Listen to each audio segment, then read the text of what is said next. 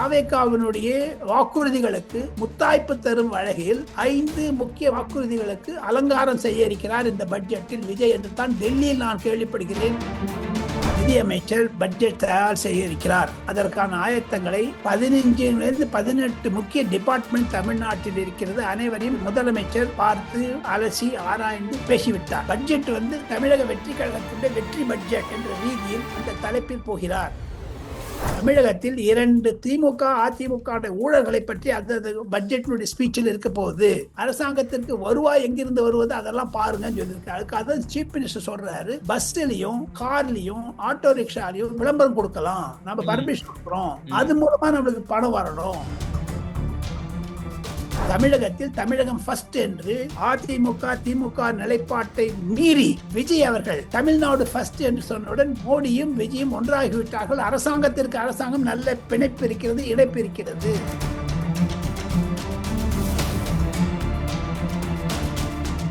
Mister and Mrs perfect உண்மையிலேயே worth. நரம்பு தளர்ச்சியிலிருந்து விடுபட்டு உடம்பு ஒரு புது வீரியம் பெற மா நேச்சுரல்ஸோட மிஸ்டர் பெர்ஃபெக்ட்ட யூஸ் பண்ணுங்க. ஐபிசி தமிழ் நேயர்களுக்கு வணக்கம். இன்றைய சிறப்பு நேர்காணலில் நம்மோடு இணைந்திருக்கிறார் டெல்லியிலிருந்து டெல்லி ராஜகோபாலன் அவர்கள். வணக்கம். வணக்கம். நமஸ்காரம் பா. நமஸ்காரம். தமிழ்நாட்டில் பட்ஜெட் 5ஆம் தேதி கூட போகுது. அதே நேரத்தில் முதலமைச்சரனுடைய செயல்பாடுகள் குறித்து ஆங்காங்கே ஒரு பக்கம் விமர்சனம் வருது. திமுகவை பழிவாங்க போகுது இந்த அரசாங்கம், அதுக்காக தான் எம்எல்ஏக்கள்லாம் போட்டு தொடர்ந்து கைது பண்ணிட்டே இருக்கிறாங்க அப்படிங்கிற விமர்சனங்கள்லாம் கூட வருது. நீங்க எப்படி பாக்குறீங்க இந்த விஷயத்த? 2026-27 பட்ஜெட் செஷன் ஆகஸ்ட் 5ஆம் தேதி தமிழகத்தில் முதலமைச்சர் விஜய் தலைமையில் நிதியமைச்சர் பட்ஜெட் தயார் செய்ய இருக்கிறார். அதற்கான ஆயத்தங்களை 15-18 முக்கிய டிபார்ட்மெண்ட் தமிழ்நாட்டில் இருக்கிறது. அனைவரையும் முதலமைச்சர் பார்த்து அலசி ஆராய்ந்து பேசிவிட்டார், அறிந்து கொண்டார். முதலமைச்சருக்கு சினிமா துறை நல்ல பிடிப்பு இருந்தாலும் அரசியலிலும் அதிகாரத்திலும் பிடிப்பு இருக்கிறது என்றாலும் அதுக்காக பிரீஃபிங் வாங்கிட்டார். தவிர தன்னுடைய நிலை அறிக்கை வெற்றி அறிக்கையாக இருக்க வேண்டும்.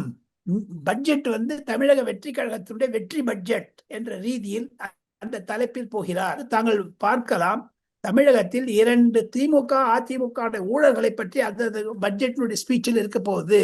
தவிர அகில இந்திய அளவில் கடந்த 20-30 ஆண்டுகளாக பல தமிழர்கள் ஆர் வெங்கட்ராமன், சி சுப்பிரமணியம், சண்முகம் செட்டி போன்றவர்கள் எல்லாம் நிதியமைச்சராக இருந்த தமிழ்நாட்டுக்கு கடந்த 20 வருடங்களில் 10 வருடத்தில் 8 வருடம் ப. சிதம்பரம் நிதியமைச்சராக இருந்தார். மன்மோகன் சிங் அரசாங்கத்தில், மோடி அரசாங்கத்தில் அம்மையார் நிர்மலா சீதாராமன் 10 வருடம் தொடர்ந்து பட்ஜெட் கொடுத்திருக்காங்க.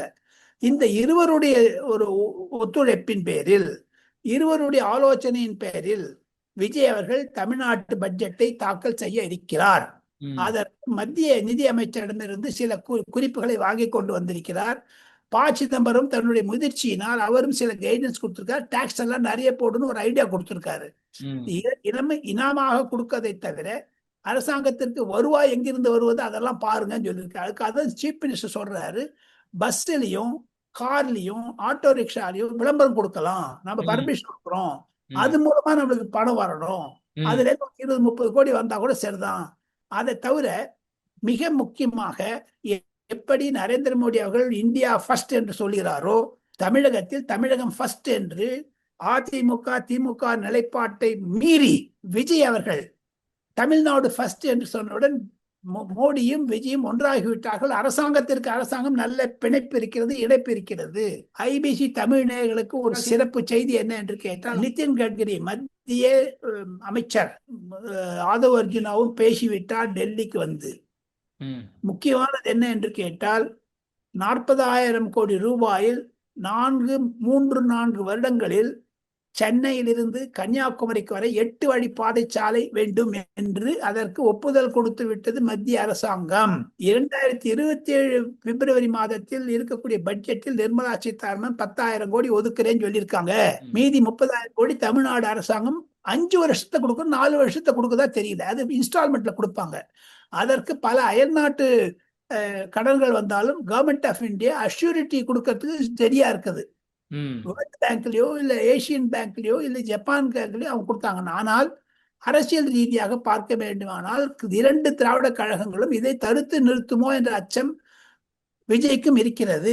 எது இருப்பினும் வளர்ச்சி திட்டத்தை நோக்கித்தான் தமிழக பட்ஜெட் இருக்க போகிறது.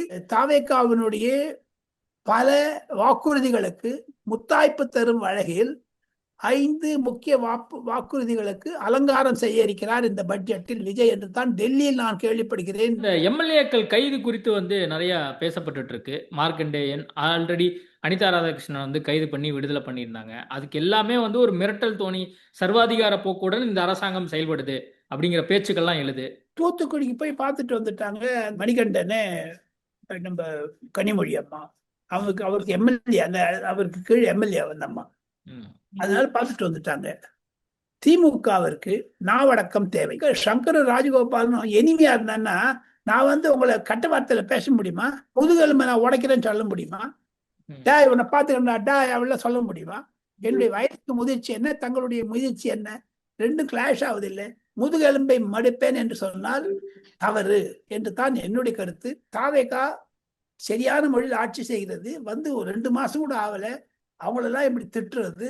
சட்டமன்றத்திலேயே முதலமைச்சரை கேலி செய்வது உதயநிதி என்பதெல்லாம் தவறு. பாடம் கற்பிக்க அதுங்க தான் அவர் சொல்றாரு. எப்படிங்கிறாரு இப்படிங்கிறாரு. என்ன பண்ணுவீங்க நீங்க? நாளைக்கு எதிர்கட்சிக்காரர் இப்படி பண்ண வாங்க, அதுக்கு பண்ணுவாங்க. ஆனா ஒண்ணு வண்டி பாக்குறாங்க.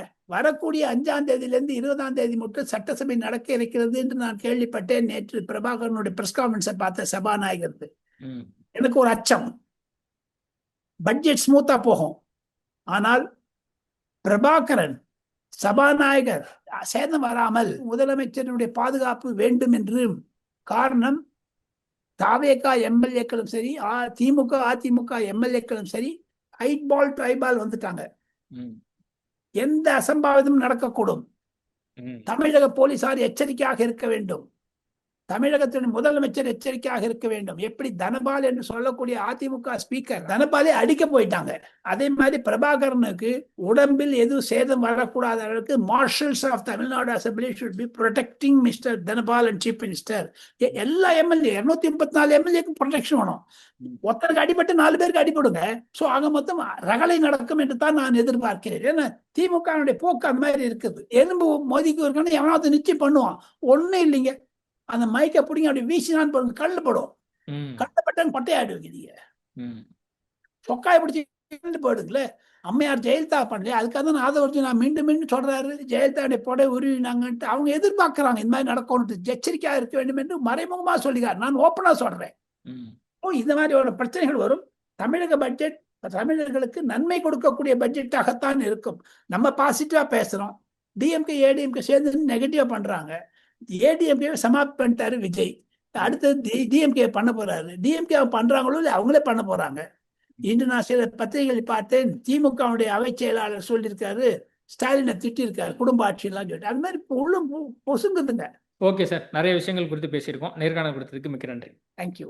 மிஸ்டர் அண்ட் மிஸ்ஸஸ் பர்ஃபெக்ட் உண்மையிலேயே வர்த். நரம்பு தளர்ச்சியிலிருந்து விடுபட்டு உடம்பு ஒரு புது வீரியம் பெற மா நேச்சுரல்ஸோட மிஸ்டர் பர்ஃபெக்ட யூஸ் பண்ணுங்க.